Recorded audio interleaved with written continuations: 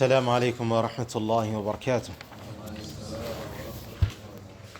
بسم الله، الحمد لله، والصلاة والسلام الأتمان الأكملان على خير خلق الله نبينا محمد وعلى آله وصحبه ومن والاه. عباد الله، ishimwe ikozo bikwiriye Allah subhanahu wa ta'ala, amahoro n'imigisha bisakari kwa sozereje intumwa n'abahanuzi nabiyina Muhammadin sallallahu alayhi wa sallam, nabiwe n'abasangiranye ndobe n'abamukurikiye n'abazakomeza kumukurikira kuzageza ku munsi w'imperuka. Dusaba Allah subhanahu wa ta'ala ko twese yadushira muri abo ngabo, Allahumma amin. Ibadallah, bagaragu wa Allah subhanahu wa ta'ala, dukomeje kurebera hamwe amasomo agendanye n'ibyaha bikuru, amasomo agendanye n'ibyaha bikuru aboneka mu gitabo Al-Kabair, igitabo Al-Kabair, ibyaha bikuru cya Sheikh Abu Abdullah Muhammad ibn Ahmad ibn Uthman ibn Qaymaz al-Dhahabi, Allah subhanahu wa ta'ala mugirire impuhwe. Twari twagarukiye ku cyaha gikuru cya gatatu muri kino gitabo cye, aho agira ati al-kabiratu athalitha, icyaha gikuru cya gatatu. قال رحمه الله تعالى في السحر، icyaha gikuru cya gatatu cyigisha kuroga. قال الشيخ محمد ابن صالح العثيمين رحمه الله تعالى، شيخ محمد ابن صالح العثيمين الله amugirire impuhwe, aratangira adusobanurira السحر. uburozi niki mu dini ry'Ubuislamu? iyo havuzwe uburozi biba bisobanuye iki? qala ibaratun an uqadin wa qira'ati wa nafathatin yatawassalu biha as-sahiru ila al-idrar bil mashuri, ati ni mitongero no kuba umuntu yacira cyangwa se agakora amafundo bishobora kuba byamugeza kukugirira nabi uwo agomba kuroga. faminhu ma yaqtulu wa minhu ma yumridu, ati muri ubwo burozi harimo ubwica, hakaba n'ubutera urozwe kurwara. wa minhu ma yudhibu al-aqla, no muri bwo harimo ubutwara ubwonko bw'umuntu, bugatwara ubwenge bwe, akaba yabura ubwenge, akaba yasara.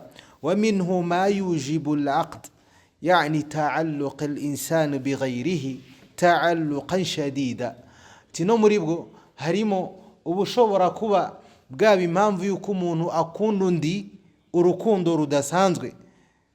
wa minhu ma yujibu as-sarfu, yani insirafuhu an ghayrihi insirafan kamila, tino muri bwo nanone harimo ubushobora kuba bwatuma umuntu yanga undi, akamwanga urunuka, akamuvaho atazi igitumye amwanga.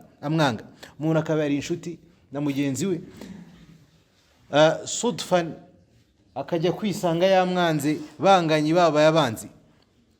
fahuwa anwa'un wal iyadhu billah, walakin fahuwa أنواع والعياذ بالله لكن كله محرم. uburozi rero burimo amoko agiye atandukanye nk'aya tuvuze, ariko yose ni haramu, ni kizira imbere ya Allah subhanahu wa ta'ala. وقد تبرأ النبي صلى الله عليه وسلم ممن سحر وسحر له, kandi n'umwimana Muhammad sallallahu alayhi wa sallam yavuze ko yitandukanyije n'uwari we wese uroga cyangwa se usaba akarogerwa. no muri ubwo burozi ibadallah harimo ubugeza ku buhakanyi, harimo ubutuma nyirabwo wabukoze aba umuhakanyi, akaba umuhakanyi agahakana Allah subhanahu wa ta'ala.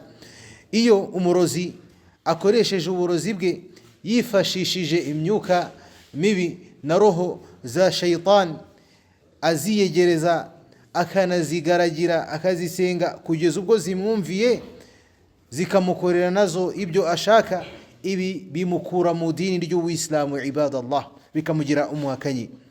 ariko iyo bitageze kuri urwo rwego, nko kuba umuntu yagenda agafata inzaratsi akaroga umugabo we, cyangwa se umuntu akaba yagenda agafata uburozi akaroga mugenzi we kugira ngo amugirire nabi ku mpamvu runaka, ibi ni adhiya, ibi ni ukubangamira umuntu, ndetse ni na haram, ni kizira, bikaba na kimwe mu byaha bikuru.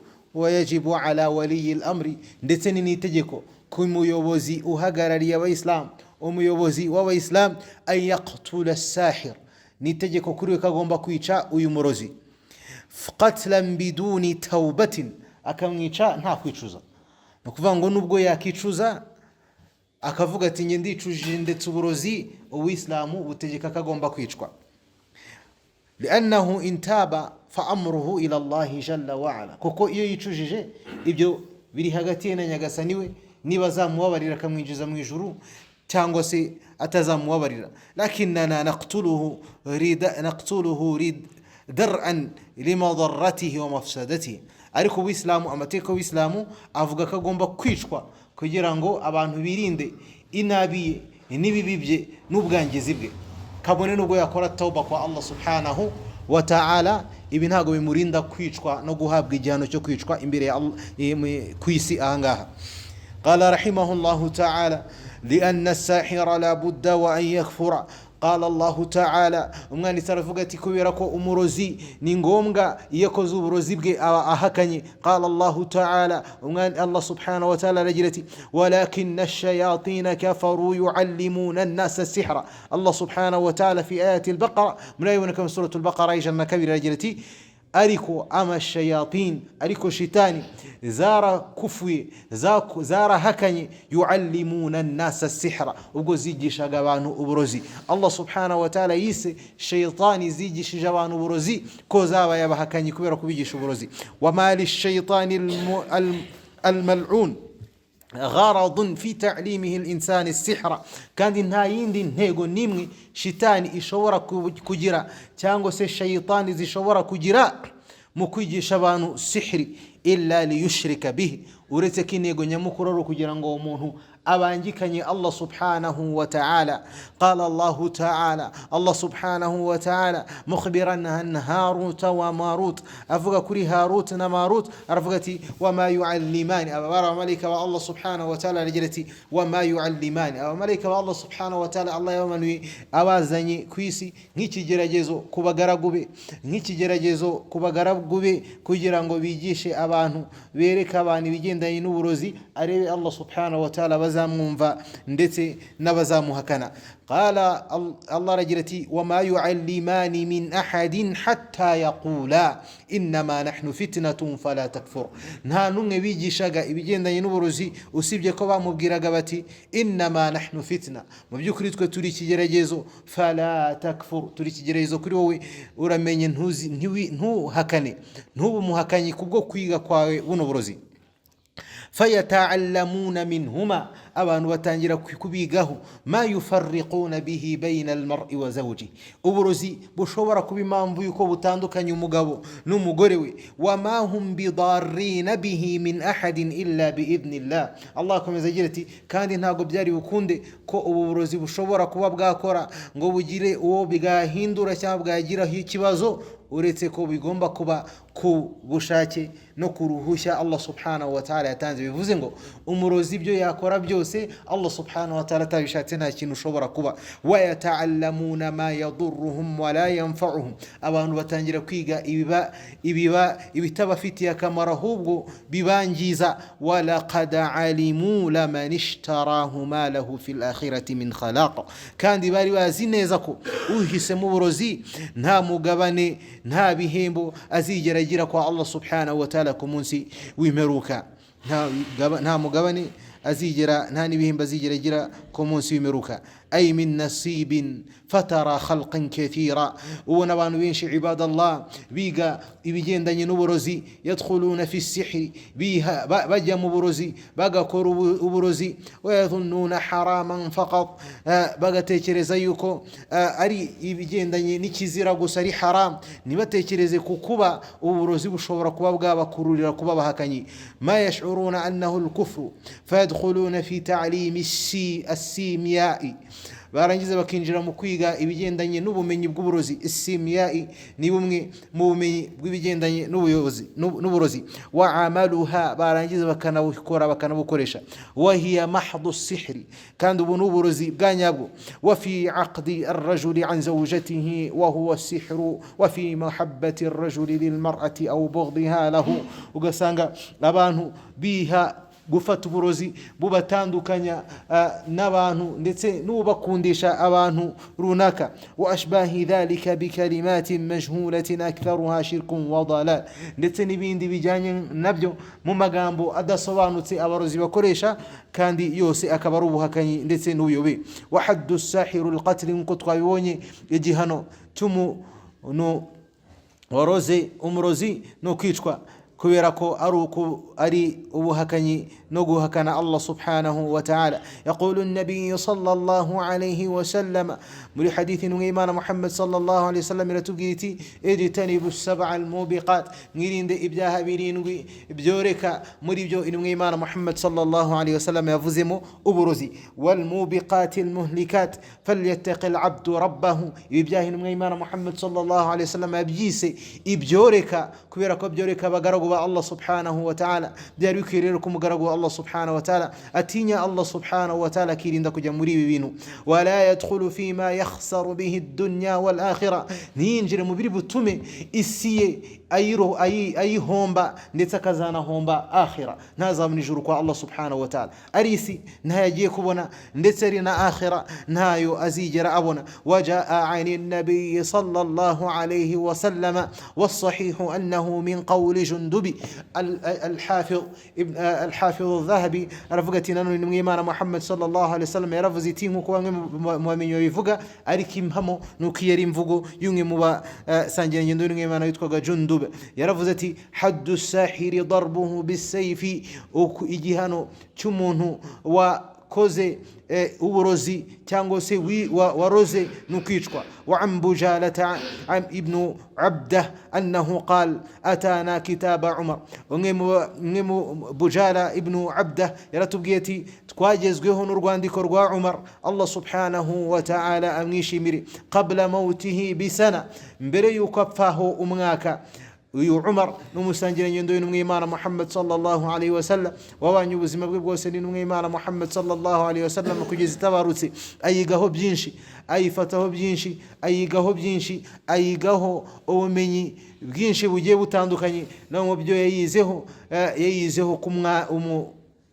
yize ko umurozi agomba kwicwa. niyo mpamvu uyu mugabo atubwira ati Abu Jala ati twagezweho n'urwandiko rwa Umar ibn al-Khattab radiyallahu anhu mbere yuko afaho umwaka, aniqtulu kulla sahirin wa sahira, ko tugomba kwica buri murozi wese, yaba umugabo cyangwa se umugore. Wa an Wahb ibn Munabbih, nanone imvugo yaturutse kwa Wahb ibn Munabbih, qala yaravuze ati qara'tu fi ba'd al-kutub, nasomye muri bimwe mu bitabo, yaqulu Allah jalla wa ala, Allah subhanahu wa ta'ala aho agira ati la ilaha illa ana laysa minni man sahar, la yindi mana ikwiriye gusengwa by'ukuri uretse njyewe, kandi ntabwo ndi kumwe n'uwari we wese uzaroga.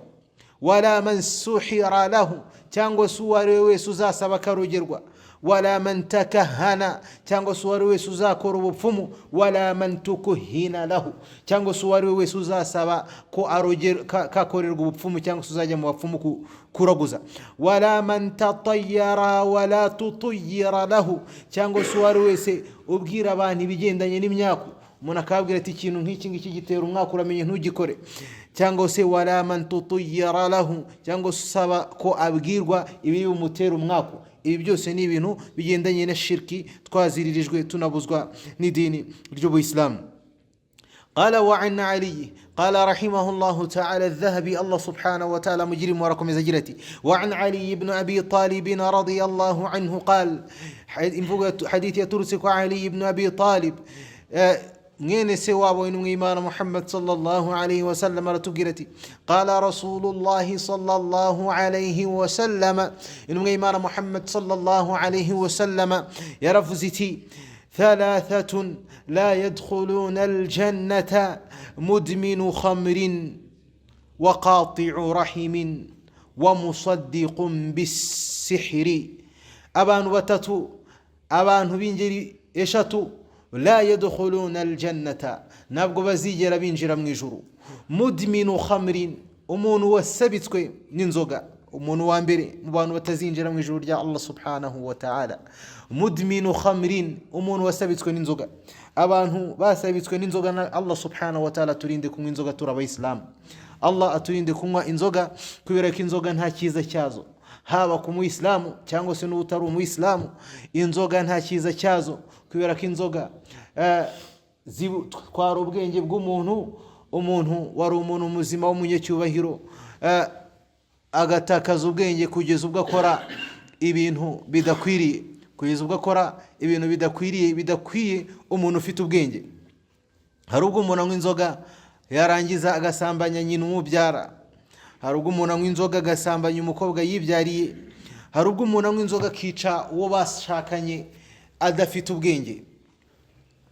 Nanone intumwa y'Imana ikavuga iti, ingeri n'abantu ba kabiri batazinjira mu ijuru, qati'u rahimi, umuntu waciye umuryango we.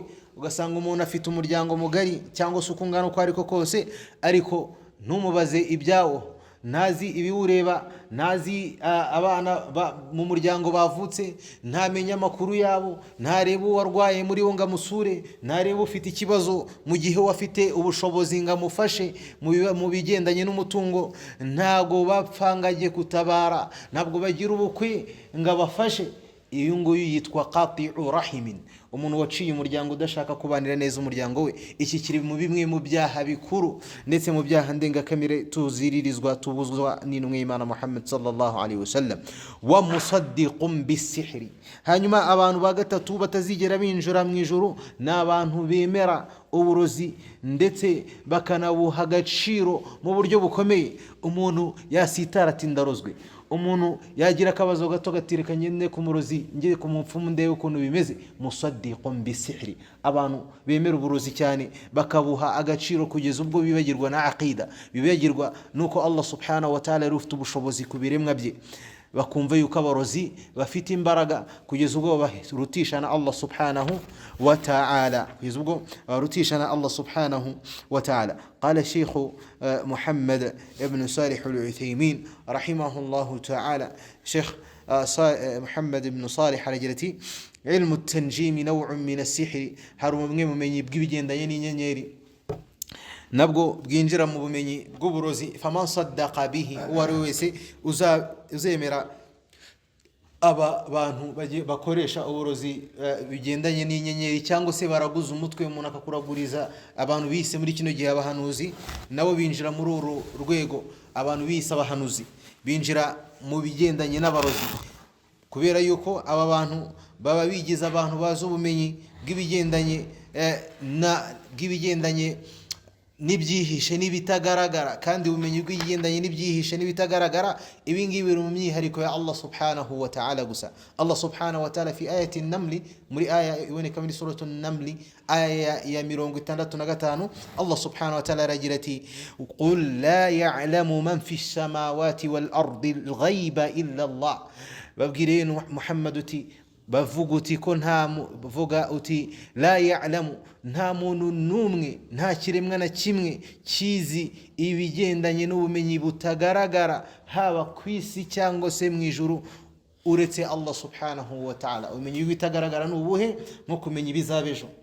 Nta muntu numwe, nta n'ikiremwa na kimwe kizi ibizabejo uretse Allah subhanahu wa ta'ala.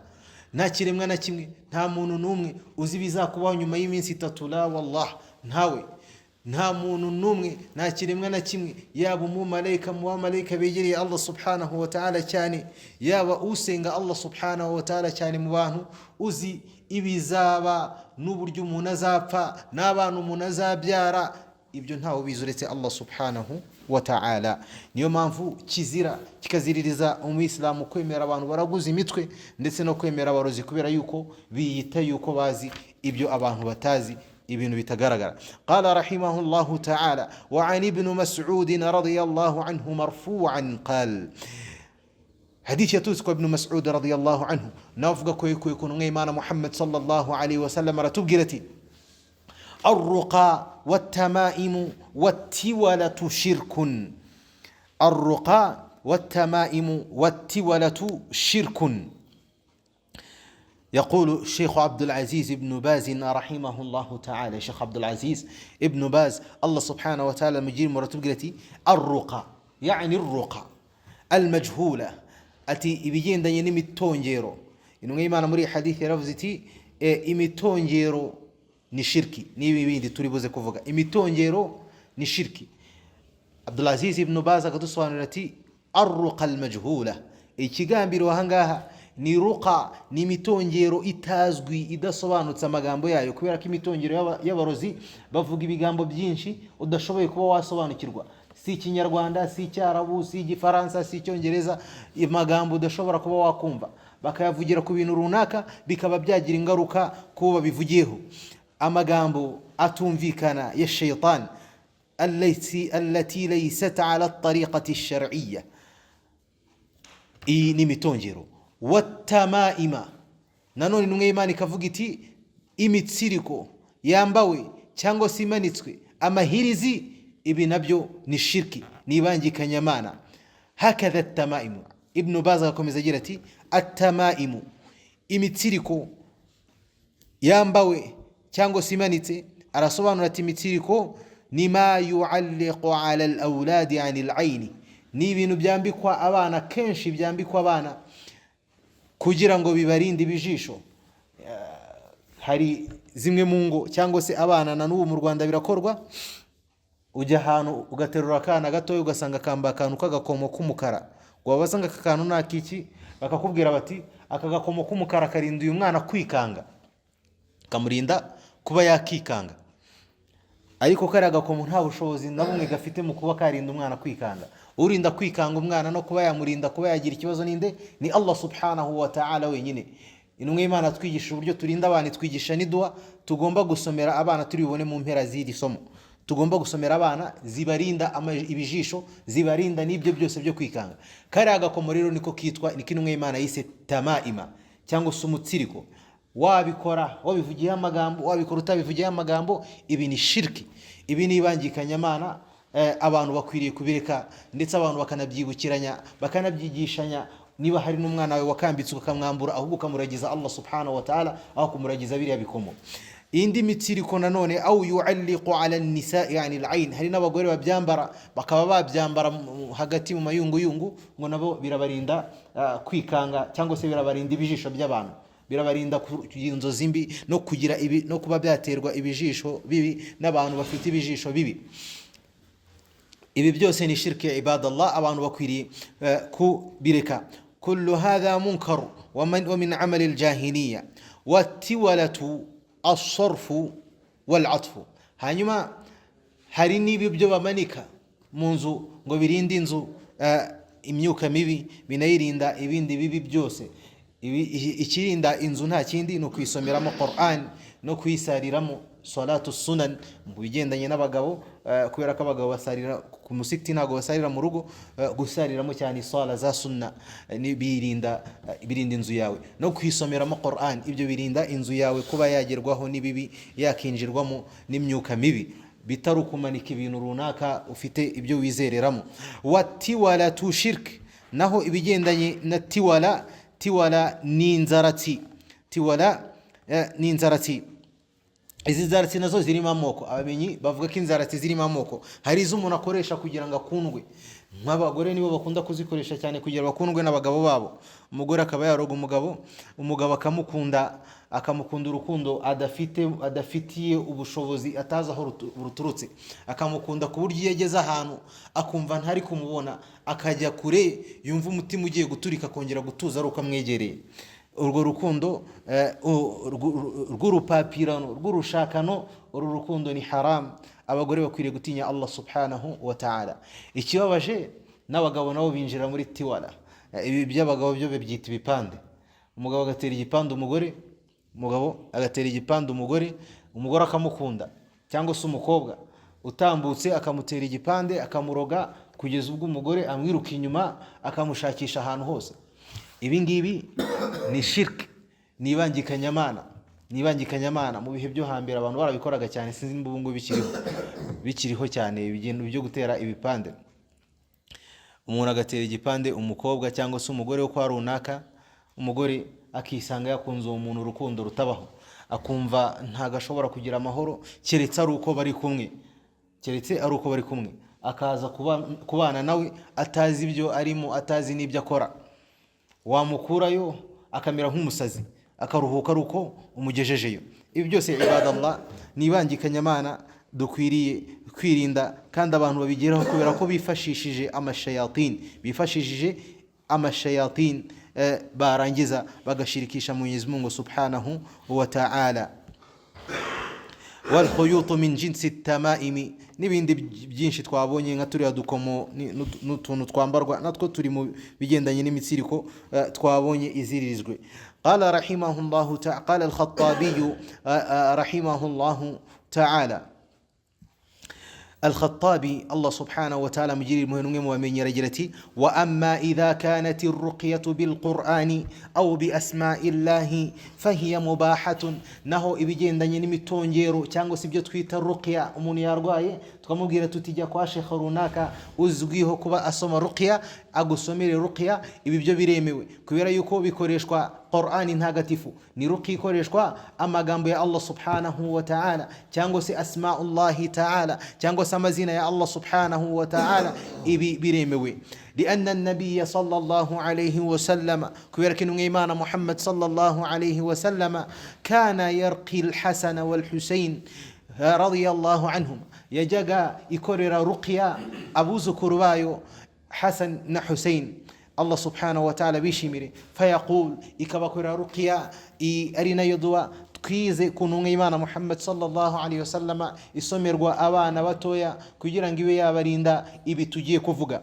Qala u'idhukuma, inunga Imana yajaga ibasomera ruqya babwira ivuga iti u'idhukuma bikalimati llahi tamma من كل شيطان وهامة ومن كل عين لامة. bisobanuye ngo mbaragije amagambo ya Allah subhanahu wa ta'ala yuzuye ariyo Qur'an, amagambo ya Allah subhanahu wa ta'ala yuzuye ariyo Qur'an ndetse n'andi yose, mbaragije amagambo ya Allah subhanahu wa ta'ala kugira ngo Allah subhanahu wa ta'ala abarinde buri shaytan, kugira ngo Allah subhanahu wa ta'ala abarinde buri shaytani na buri dusimba duhumanya na buri kijisho cy'ishyari, Allah barinde shaytan, Allah yakurinze shaytani, akurinda buri gisimba n'agasimba kariko kose gahumanya, udusimba dufite uburozi dushobora guhumanya umuntu wari we wese, ndetse na buri kijisho cy'ishyari. Ibi bintu biri mu bintu bigira ingaruka ku bana cyane, ni nayo mpamvu bikagira n'ingaruka ku bantu bose muri rusange. Niyo mpamvu intumwa y'Imana yabisomeraga abana ko byabarinda ibi byose. Wabillahi almusta'an wa alayhi tuklan. Allah subhanahu wa ta'ala niwe dusaba ubufasha, ni nawe twishingikirije. Wala'alla fi hadhihi kifaya, ibi twibukiranyije birahagije ku somo ryacu ry'uyu munsi. Allah aduhe kuba muri babandi bumva bikeya barangiza bagahitamo, bumva byinshi barangiza bagahitamo bike by'ingirakamaro kandi byiza, ibibi bakabireka. Allah aduhe gusobanukirwa idini rye.